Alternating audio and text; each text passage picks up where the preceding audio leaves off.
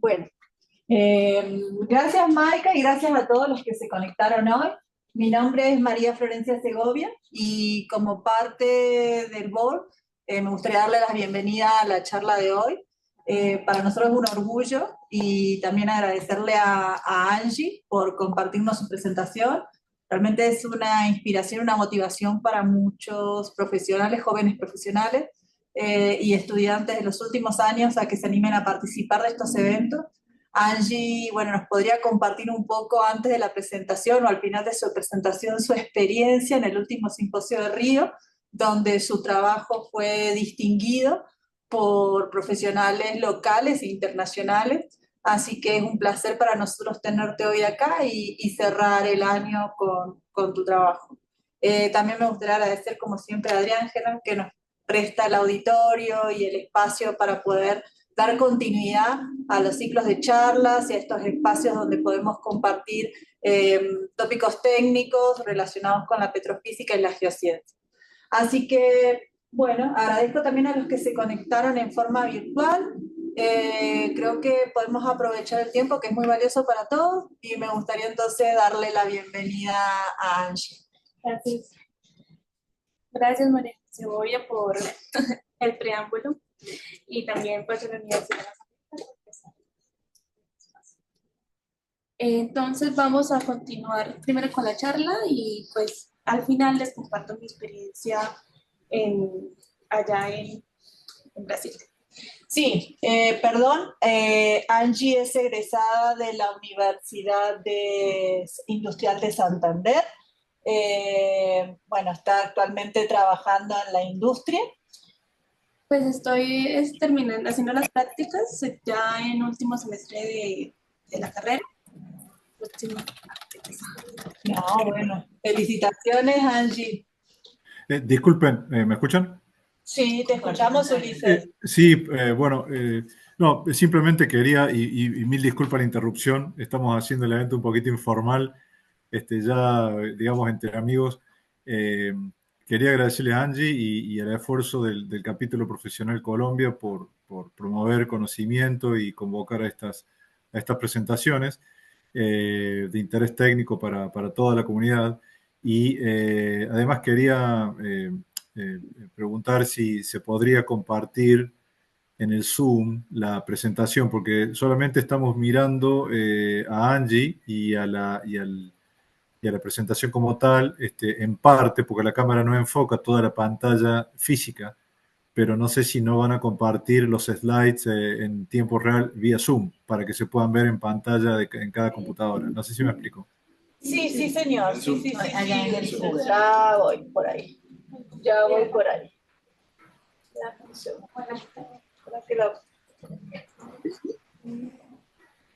Para que, digamos, la veamos a Angie en un recuadrito al costado y la pantalla principal sea la... Correcto, sí, señor. Así es. A Ahí ver, estamos, perfecto. Y ahí si ponen en pantalla completa se va a ver excelente. dale, gracias. No, por nada. ¿Qué no? Ahora sí, perfecto, excelente. Listo. Bueno, entonces Bueno, ahora sí, arrancamos. Muchísimas gracias. Gracias. Bueno, mi nombre es Angie Daniela Román Ortega. Antes de empezar, quiero darle gracias de nuevo a los organizadores de este evento, a la Universidad de las Américas. Y también pues, vengo en representación de la Escuela de Ingeniería de Petróleo, de la Facultad de Ingeniería de Físico-Químicas, de la Universidad Industrial de Santander. En esta investigación participó mi compañera Estefany Peñaranda, profesor Aristóbulo Bejarano, Ángela Tarazona y Diego Vargas. Esta investigación se titula Evaluación de las propiedades petrofísicas y geomecánicas del reservorio del proyecto de Cantú en la cuenca de Illinois para el almacenamiento de CO2.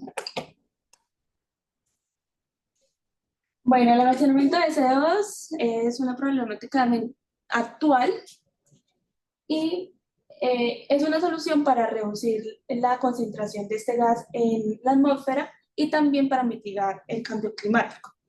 Los dos aspectos principales para poder llevar con éxito ese almacenamiento de CO2 es evaluar las buenas propiedades petrofísicas como la porosidad, permeabilidad y el sellado del yacimiento, y también la evaluación de las fallas o posibles fugas del CO2. Nuestra investigación se encuentra ubicado en la cuenca de Illinois, en Decatur, Estados Unidos, en una fábrica que se llama Archer Daniels Midland. Es una fábrica que produce combustible de etanol a partir del maíz y como subproducto obtienen CO2. Nuestro enfoque se va a hacer en el pozo CS1.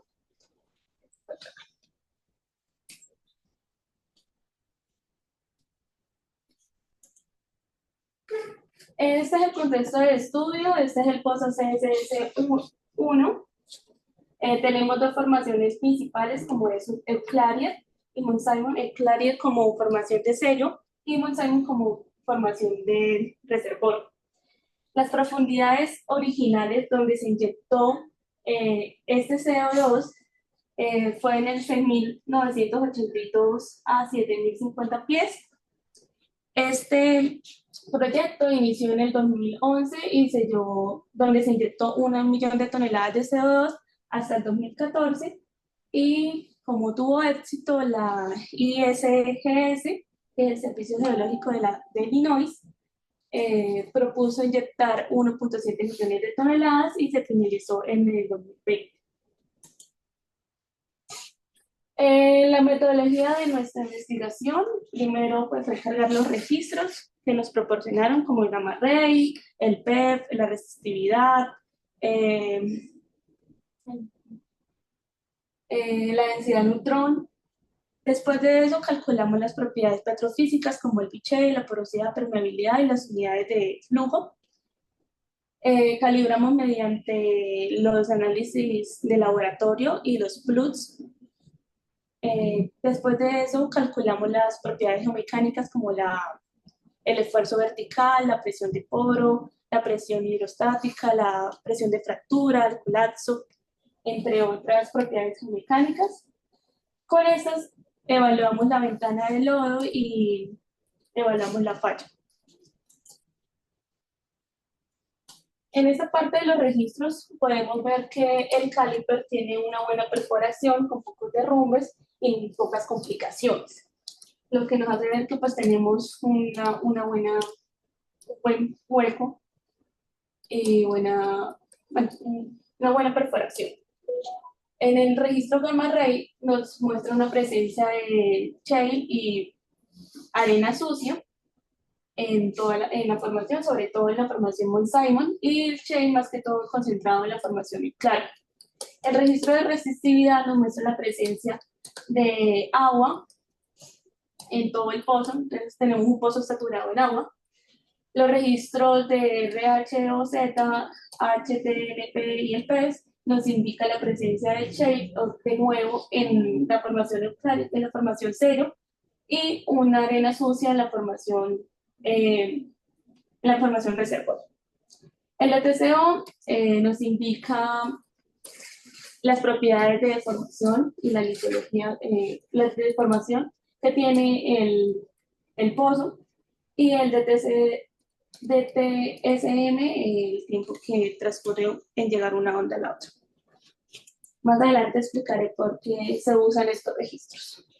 Bueno, en los cálculos petrofísicos hallamos el pH a partir del gamma ray con el método de las densidades, del método de las pendientes, tanto la densidad neutrón y la porosidad neutrón, porosidad, densidad y la porosidad. Podemos ver que no hay presencia de gas en el reservorio, ya que toda la distribución de esta gráfica se encuentra por debajo de una pendiente 1.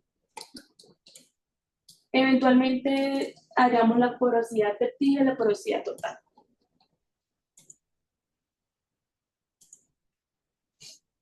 Estos son los cálculos de todas las propiedades petrofísicas, las ecuaciones que usamos para hallar la saturación de agua irreducible, la saturación de agua irreducible en el espacio conectado, el índice de flujo, la calidad, el índice de calidad del yacimiento, la permeabilidad y el tamaño de garganta de poro. Con esas ecuaciones pudimos crear el modelo petrofísico para este pozo. Procedimos a calibrarlo con los análisis de laboratorio, con los datos de laboratorio y los análisis de los plots que nos proporcionaron, evidenciando que este modelo petrofísico tiene es representativo al pozo. También de ese modelo petrofísico procedimos a identificar las zonas prospectivas para poder almacenar ese CO2. Como vemos, la formación Mont-Simon D, la formación B, Mont-Simon B y Mont-Simon A tiene buenas propiedades de porosidad, permeabilidad y un buen tamaño de garganta de poro, con presencia poca o mediana de shale o de arcilla, pero en Mont-Simon B y Mont-Simon A tenemos intercalamiento de ese shale, lo que aporta una buena estabilidad geomecánica al momento de inyectar. En la parte geomecánica tenemos las siguientes ecuaciones para hallar los esfuerzos verticales, esfuerzos horizontales, módulo de Young, coeficiente de Poisson, presión de poro, presión de fractura, cohesión, ángulo interno de fricción y presión de colapso. Con estas ecuaciones pudimos evaluar las propiedades elásticas que tiene la formación, sobre todo la formación sello, que es la que nos va a proporcionar la seguridad que ese CO2 no se vaya a escapar del yacimiento. Recordemos que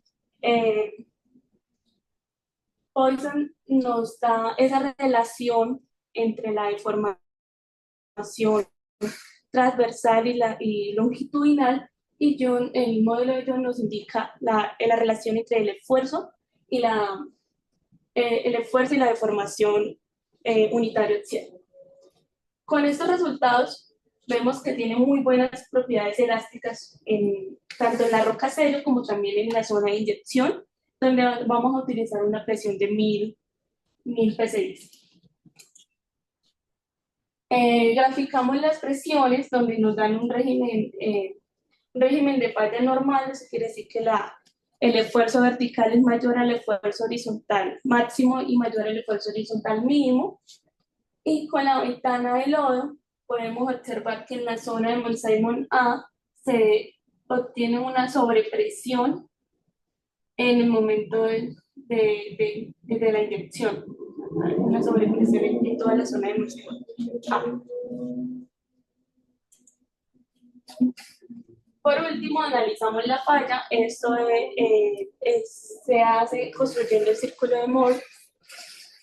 Usamos también el software de Lead Potential de la Universidad de Stanford, que es un software gratuito.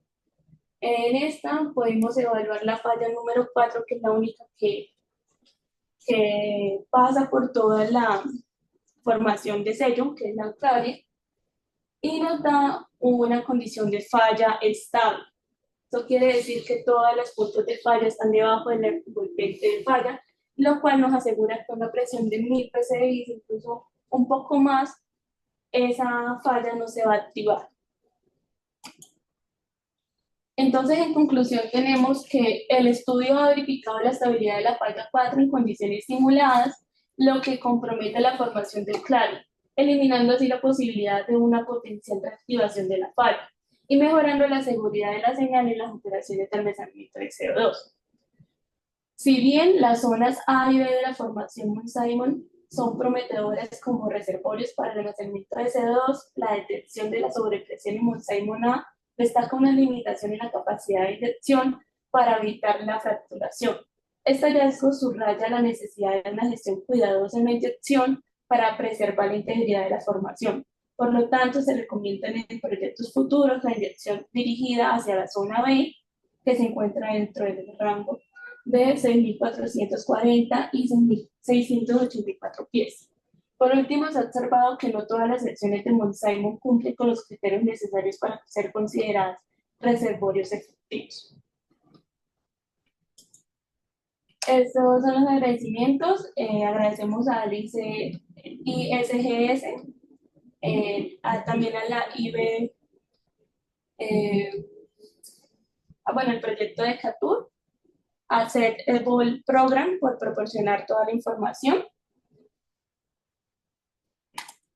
Estos son los avisos legales del proyecto, ya que contamos con todos los datos pues, de los servicios públicos de Illinois. Y ya finalizando, si tienen algunas preguntas, con mucho gusto. Bueno, a ver si hay preguntas. No veo preguntas en el chat, pero yo sí te quiero hacer una pregunta. ¿Qué estudio consideras o qué información te hubiera gustado analizar para complementar el estudio? O sea, ¿hay alguna duda que te haya quedado con respecto a lo que analizaste y que te hubiera gustado resolver? Sí, pues creo que si hubiéramos tenido imágenes del flujo del pozo, con mucha más resolución o incluso de todo el pozo, hubiéramos podido ver pues, cómo estaba, cómo se comportaba, qué fracturas tenía también, ¿no? Porque ahí solamente hallamos, pero con el servicio de sismicidad. Entonces, digamos que en cuanto a la falla, claro, nosotros lo simulamos, pero si hubiéramos tenido una imagen, de pronto hubiéramos visto qué tan comprometida estaba esa formación con esa falla. Este proyecto, digamos, no sé cuál es el grado de madurez de este proyecto, si era un proyecto que estaba, un piloto o de repente ya tenía un avance, ¿cómo? Este proyecto es un proyecto ya finalizado. Ya finalizado. Es un proyecto que ya se llevó a cabo, se terminó en el 2020. La información está toda pública. Nosotros lo que hicimos fue descargar esos registros, solicitar los registros al servicio geológico y demás, y al proyecto de CATUR también, que es lo que proporciona la base de datos, y en base de ese proponer mejoras, porque ellos inyectaron en la zona A, por ejemplo, y tuvieron una presión de 1000 psi. En cambio, ahí vemos que si lo hubieran inyectado en la zona B, hubieran podido tener una presión mucho mayor. Okay. Acá tengo una pregunta de Andrés de la Hoz, dice. Muy buen trabajo, Angie, en lo que se está haciendo en este momento en la ANH. ¿Qué intervalo en cuanto a espesor estaban considerando como mínimo para la inyección? Mínimo 1000 psi. Eso es lo que tenía. Pero creo que intervalo espesor, ¿no? En pies, sí. En pies, no tengo el dato exacto de cuánto ellos tenían porcionados. Ok, o sea, pero sí te acordás como algunas características, ¿no? Que era la presión, lo que estás mencionando. Pues ellos nos dieron un dato que ellos en la literatura que uno podía revisar, decía que inyectaban a 1000 pies y esa fue la simulación que ustedes hicieron. Sí. Yo te tengo una pregunta también. ¿Cuál crees tú que es el aporte que ustedes generaron con la investigación? Es decir, más allá de hacer un cálculo de propiedades petrofísicas, ¿qué crees que sea el aporte que ustedes hicieron? Bueno, anterior a esta investigación que fue aparte del programa de CATUR, al cual fui parte, por lo tanto, pues obtuve los datos y demás, yo tuve una pasantía con ellos. Con ellos era más como académico, pero esa investigación tuvo como resultado un análisis de los geobodies que tenían en la parte geológica. Yo me hice cargo de la parte petrofísica y geomecánica de la pasantía y propuse dentro de la pasantía un modelo geomecánico y petrofísico diferente a este. Lo que buscamos con esta investigación fue proponer otro modelo petrofísico, hallado de otra manera, y geomecánico para poder llegar al mismo resultado. Y también teniendo en cuenta que esta metodología tiene un impacto financiero mucho menor, porque lo hicimos a partir de los registros. Y en ese orden de ideas, ya habiendo calculado las propiedades petrofísicas de esa formación, ¿qué continúa? Ya ellos tienen una aproximación de volúmenes. Te lo cuento porque nosotros ahorita en la universidad acabamos el día de ayer de presentar un proyecto en uno de nuestros semilleros de investigación, porque resulta que ya hay estudios que se han hecho en donde hay unos tipos de minerales de arcilla que son capaces de almacenar CO2. Y eso es algo que se tiene que ir validando con el tiempo. Por ejemplo, la esmectita se ha validado según estudios que es capaz de almacenar. Entonces, estamos trabajando fuertemente en todo el mundo para buscar esas estrategias que permitan reducir el CO2 digamos, en el aire, ¿sí? Sacarlo de la atmósfera y almacenarlo. Y hay muchas buenas soluciones como estas caracterizaciones para las formaciones, pero pues obviamente tiene que ir un poquito más allá de un cálculo de propiedades y más a medición de volúmenes, medición de sello y de trampa. Entonces, ¿qué crees tú? Entonces, ¿qué le falta a ellos para poder llegar a eso? Es que entonces estudiar las formaciones donde tienen esa, ese shale para poder ahí almacenar y ver también qué tamaño de garganta de poro tienen para disposición, Sí, porque ahorita creo que tanto es más conectado importante como que no eso también conectado. tiene que ver con el tema de, yo lo voy a almacenar, pero que no se, que no vuelva a salirse, o sea, que haya un buen sello que lo retenga. Exacto. Y es que eso es como lo más importante, que si usted almacena algo no se vaya a escapar. Súper. Tenemos otra pregunta en el chat. Dice, vi que tenías buen set de registros eléctricos. ¿Usaste el PEF y la combinación con los demás para intentar indagar en qué mineralogía y litología tenías en el pozo? Siguiendo el comentario sobre el contenido de diferentes tipos de arcillas. Bueno, en esta investigación no lo usamos porque ya lo habíamos usado en la pasantía. Entonces, para hacer algo diferente, no lo usamos. Ok. Digamos, ahí voy Pero otra vez. eventualmente sí lo puedes usar. Claro. Digamos, ¿cuáles serían esas recomendaciones que tú les darías, por ejemplo? Bueno, con el PES tú puedes hallar las unidades de flujo, una caracterización, viendo cómo está el tamaño de poro dependiendo de la composición de esa roca y puedes hallar esas unidades de flujo. Es más que todo, pues, en qué parte es más fácil que fluya ese CO2 y en qué parte tengo menos fluidez. ¿Cuál fue el desafío más grande que enfrentaste en este proyecto de captura de carbono? Bueno, cuando yo inicié realmente no sabía casi nada, pero fue como entender las bases y más que todo eso, entender toda la parte teórica. La parte teórica. Sí, me imagino que también no hay como mucha información pública y mucha experiencia pública que se quiera compartir, o los casos siempre son de éxito, ¿no? Sí. A la fecha, por lo que todavía es algo bastante reciente, innovador, entonces... Y ahí fue vital el apoyo del profesor Arisoulo, una persona con bastante experiencia en la parte petrofísica, y él nos iba guiando sobre todo en qué ecuaciones utilizar, en dónde buscar. Sí, eso es importante porque no todas las ecuaciones se pueden aplicar, dependen de las propiedades y demás. Ese modelo, digamos, esos cálculos que ustedes hicieron, lo hicieron en función de ecuaciones y no de un software en específico. Eso es puro Excel. Excel.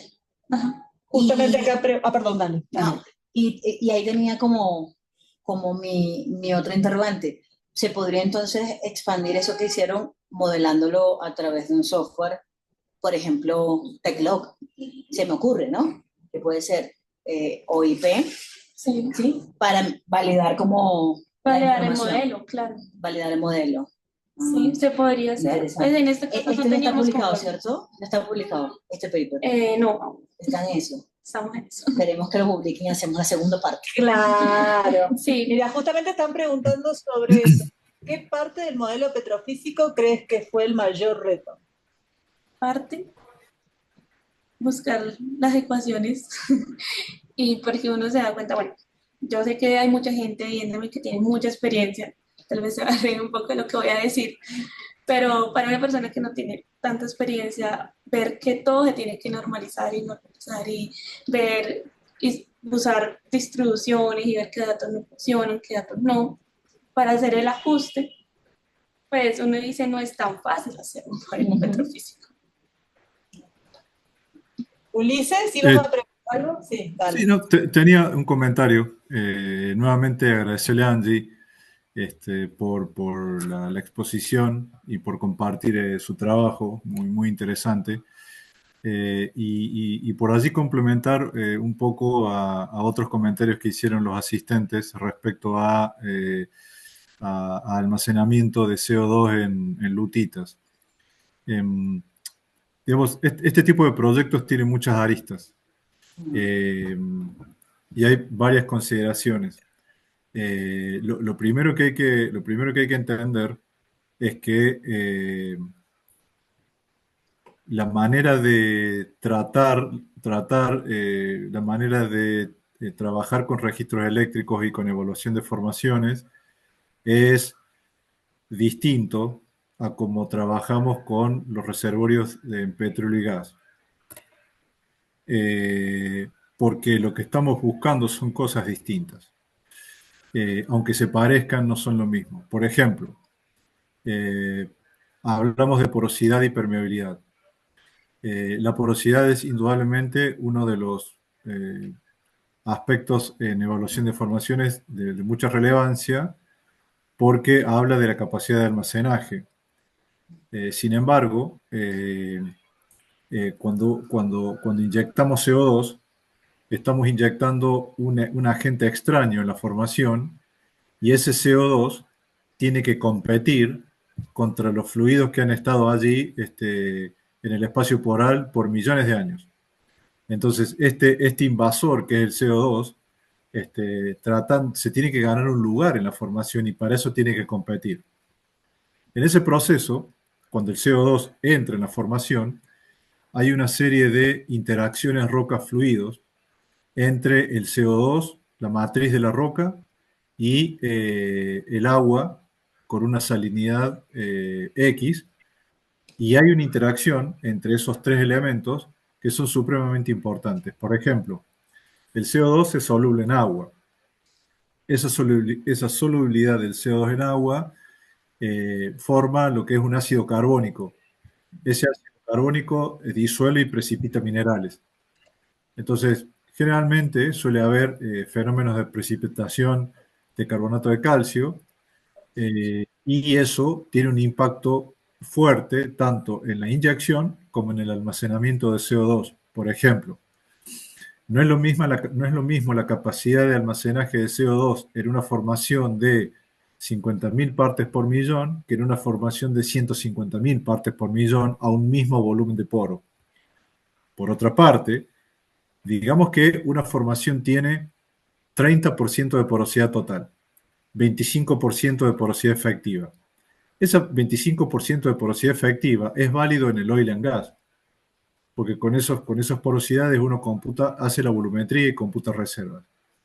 Pero que una formación tenga 25% de porosidad efectiva no significa que tiene la capacidad para albergar 25 unidades de porosidad de CO2. Porque el CO2 no va a generar un desplazamiento completo del agua existente en el reservorio. Va a ocupar una parte, pero no toda. Y no hablo del agua irreductible, hablo del agua libre. Entonces, todos esos aspectos hay que estudiarlos. Hay que estudiar la interacción roca-fluido, hay que entender eh, la reacción entre el CO2 y el agua, qué minerales va a precipitar, qué minerales va a disolver, eh, cuál es la real capacidad de almacenaje de la roca para el CO2, para esa condición de CO2, y la salinidad, como les comenté, es muy, muy importante de evaluar. eh, generalmente el almacenamiento de CO2 es permitido por arriba de ciertos valores de salinidad. No se permite almacenar CO2 en agua dulce porque son aguas para consumo humano y para manejo de agua en superficie. Se permite, digamos, inyectar CO2 en aguas que no sean eh, para consumo humano, como para empezar. Entonces, el analizar la salinidad es un aspecto muy importante.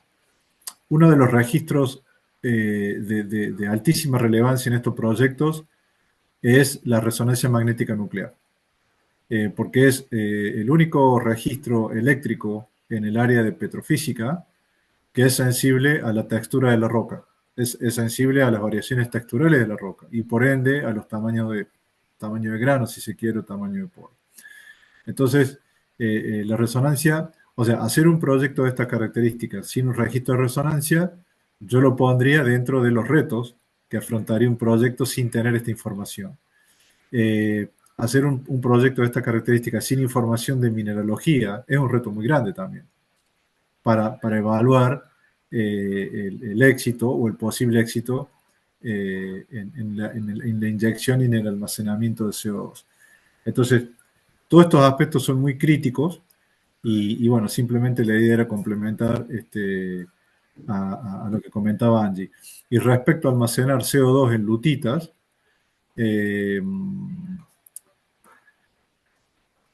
digamos, inicialmente, al día de hoy, los proyectos de almacenamiento son primariamente en rocas que tienen capacidad de almacenaje y capacidad de flujo. Las lutitas tienen una capacidad de almacenaje importante porque son microporos, pero tienen una capacidad de flujo extremadamente baja.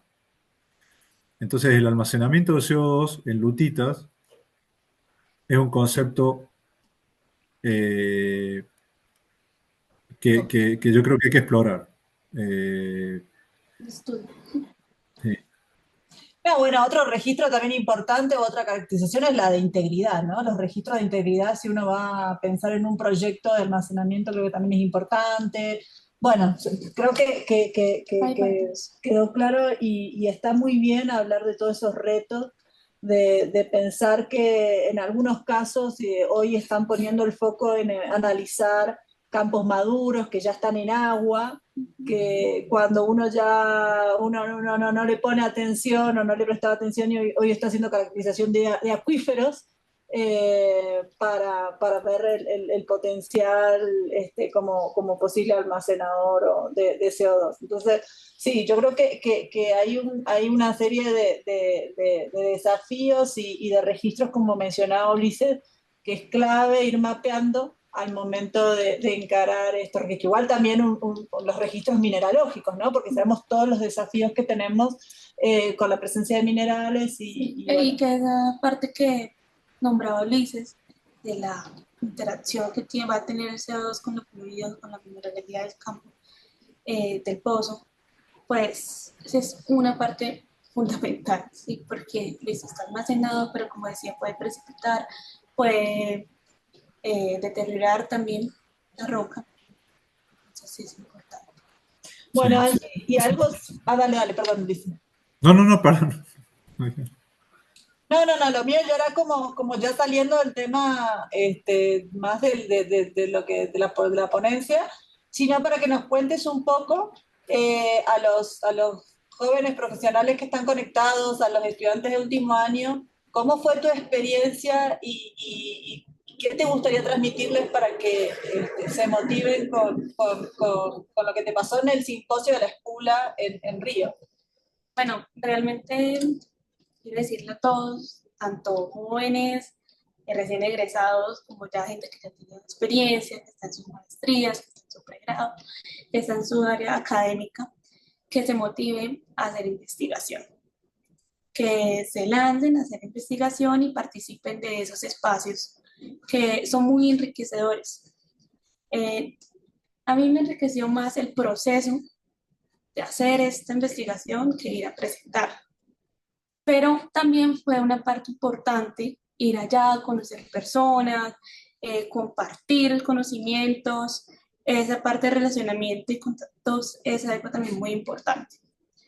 ¿Qué les puedo decir? A veces uno piensa que no tiene como el nivel. Le digo porque pues yo ni siquiera me he graduado y para mí yo era a medir qué tanto nivel era que podía mejorar para la próxima vez presentarme. O sea, yo estaba muy lejos de pensar que iba a ganar el primer puesto. Entonces, con eso no quiero como desmeritar mi trabajo, pero sí para que piensen que tal vez ustedes también estén pensando que no tienen tanto nivel y sí lo tienen Que se animen y se animen a hacerlo. y que participen de estos espacios porque realmente son muy enriquecedores, totalmente. Sí, eso es. Ay, muchísimas gracias, Angie. No sé si tienen más preguntas, comentarios, los que están conectados. Yo tengo un comentario pequeño, bueno, pregunta. Angie, después de todo esto, la presentación, ahorita te gradúas, ¿qué expectativas tienes después del grado? ¿Qué piensas hacer? ¿Maestría o trabajar en la industria acá? O digamos, ¿qué metas tienes o expectativas tienes del futuro? Uy, muy difícil esa pregunta, mentiras. Realmente pienso que cuando uno se gradúa, uno tiene un mar de posibilidades. Uno puede pues, empezar a trabajar si tiene la oportunidad. Creería que en los consejos que yo he escuchado de muchas personas que tienen mucha más experiencia que yo, la primera opción sería empezar a trabajar si la tienes y así a ganar experiencia. Creo que eso es como a lo que yo le estoy apuntando. Actualmente estoy en las prácticas, he podido conocer un poco más del mundo y de la industria petrolera ya en la parte gerencial y de operación. Pero pues opino que también si no sale la oportunidad de trabajar como tan inmediatamente, la opción de hacer maestría es una buena opción, porque así puedes abrir campo a nivel internacional. Recomendaría que hagan una maestría afuera del país. Es como mi opinión personal. Sí, súper. Lo que te decía en el comentario, ahorita la agencia está súper envuelta en ese tipo de proyectos. Tienen proyectos de almacenamiento de CO2 por todo el país, en campos maduros, como lo mencionaban, y en áreas libres para almacenamiento y en campos maduros para almacenamiento o para recobro mejorado. Entonces, ahí pues hay oportunidades. Pues ahorita cerrando el año es complejo, pero el otro año ellos creo que quieren seguir con ese tipo de proyectos. Lo otro es que la petrofísica es súper bonita porque uno se puede mover en muchos campos, no solamente en oil and gas, como Ulises decía. Es diferente, pero pues uno puede aplicar conceptos similares. Sí, eso es muy cierto. Bueno, muchas gracias. Voy a estar entonces mirando de cerca la NH cuando me gradué. Que sí, esto es un área que personalmente a mí me apasiona. Toda la parte petrofísica, geomecánica, de evaluación de informaciones y demás. Es algo muy chévere de la industria. Bueno, acá justamente están comentando lo mismo. Ángela Tarazona dice, hola, buenas tardes, felicitaciones por el evento y la ponencia de Angie. Son temas que en el país, que de la NH y otras agencias se están manejando y son temas que en la industria está tomando mayor importancia, totalmente. Claro, y es que este tema, digamos en el lado financiero, que también en el programa lo evaluamos, tiene un costo bastante alto. O sea, realmente en lo que vimos no es rentable como para hacer negocio con el CO2, pero sí es algo que se necesita hacer. Sí, por eso creo que algunos proyectos están impulsando desde IOAR, desde Recobro, que era lo que había mencionado Andrés, y eso incluso, digamos, mientras estuve en Ecopetrol lo estuvimos analizando también, estuvimos viendo algunos escenarios, entonces por el momento es como la puerta de entrada para que sea viable y en algún momento quede netamente como almacenamiento, Claro. exacto, que entre como un proyecto de recobro y después se transforme en un proyecto de... Sí, así como los modelos, por ejemplo, de Noruega, ellos sí tienen ese modelo con el que pueden almacenar CO2. Entonces sería como esa posibilidad y aplicarlo en las cuencas de Colombia. Algo que yo Sí, quería como incentivar también es la investigación en el país de Colombia, porque muchas veces nosotros hacemos investigaciones con datos en otro país donde, claro, pues está toda la data al servicio, pero sí no debemos descuidar el país. Correcto, totalmente. Bueno, creo que ahí son importantes los contactos y establecer convenios por ahí con empresas, ¿no? Quizás en las más grandes, en Ecopetrol puede ser un poquito más difícil, pero quizás con el banco de información o con empresas más chicas, privadas, que a través de algún contrato de confidencialidad te puedan ofrecer o te puedan compartir cierto pool de pozos como para bueno, digo, compartir a vos o al que esté interesado. Ujú. Si quieren, yo por mi parte puedo apoyarlos de donde estoy. Ahora estoy en Sierra Col, pero bueno, creo que es más chica, es una empresa privada y creo que es más fácil de manejar esos permisos. Sí. Sí, de pronto no es tan protocolar, Claro, como las empresas estatales. por no decir otra Sí, cosa. sí, sí. Un comentario ahí, disculpen, solamente para acotar un poquito a lo que comentaban sobre la rentabilidad de este tipo de proyectos, ¿no? Digamos, los grandes proyectos de almacenamiento de CO2 y la mayor cantidad de proyectos se concentran en 2 o 3 lugares del planeta al día de hoy. Y esencialmente son las naciones que más emiten, que más CO2 emiten, son aquellas naciones que más proyectos de almacenamiento de CO2 tienen. Y hay una razón para eso.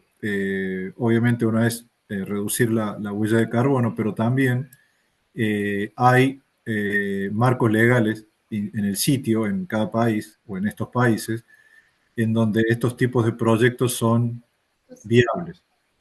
Eh, eh, ¿Por qué? Porque, por ejemplo, en Estados Unidos hay un sistema de beneficios impositivos, lo que se llaman tax credits, que aquellas empresas que almacenan CO2 reciben unos bonos por cada tonelada de CO2 almacenado. Hay como una lista de precios en donde si uno almacena CO2 como un proyecto eh, no relacionado al oil and gas, eh, tienes tantos bonos o tanto tax credit. Ahora, si almacenas CO2 bajo el concepto de IOR, te pagan mucho menos porque se supone que vas a inyectar CO2 para producir petróleo. Entonces, desde un punto de vista filosófico es contradictorio el concepto, pero aún así se hace. Y hasta el día de hoy, el día de la fecha, podría decir que la mayoría de los proyectos de almacenamiento de CO2 en el mundo están relacionados con IOR, porque obviamente es una manera, bajo un cierto paraguas financiero, en donde hay un retorno en la inversión a través de la producción de petróleo. Entonces eso facilita iniciar estas iniciativas de almacenamiento en este tipo de yacimientos que son de petróleo. Ahora, eso ocurre porque en algunos países todavía no están los marcos legales como para incentivar a las empresas a que almacenen CO2. Pero eso ya depende mucho de los gobiernos y de los lineamientos gubernamentales y estratégicos de cada país. Ahora, el tema de almacenar CO2 no es algo que termine mañana o pasado. Entonces, cuando una empresa va a entrar en este tipo de proyectos, tiene que saber de que va a estar comprometido a más de 80 años a monitorear su yacimiento y asegurar de que no se escape el CO2 que están almacenando.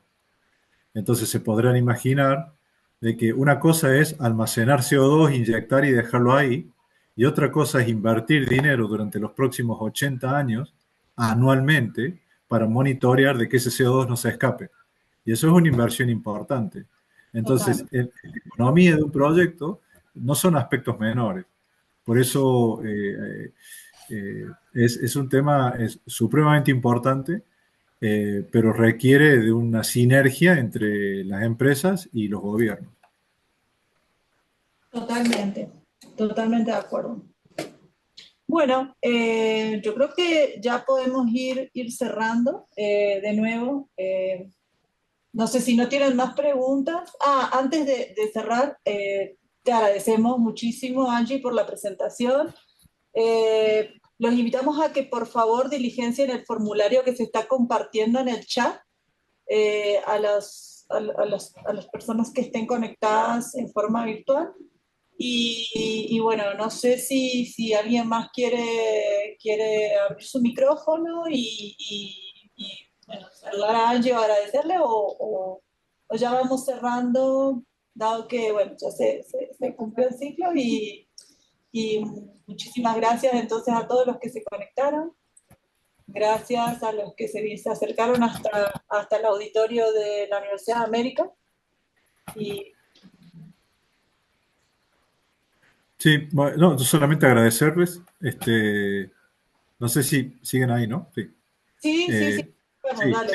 No, yo simplemente quería agradecerles particularmente a María Florencia, eh, presidenta del capítulo, y a todo el equipo de Spula Colombia y a las personas que nos han ido acompañando a través de cada uno de estos eventos que hemos ido desarrollando a lo largo del año.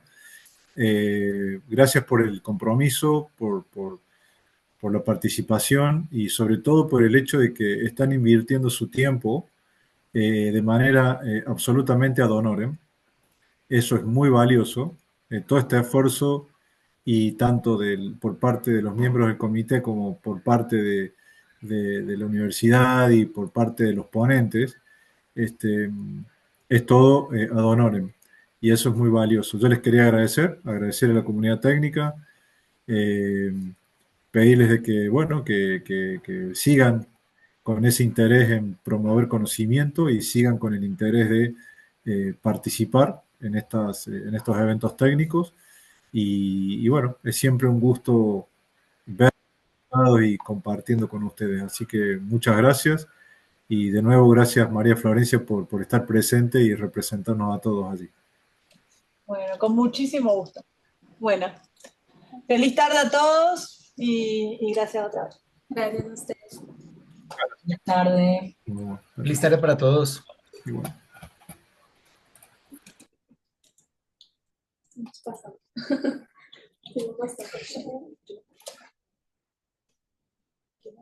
Puede ser esto que estoy como desactualizada con Zoom. Hace 1000 años que no uso Zoom y menos para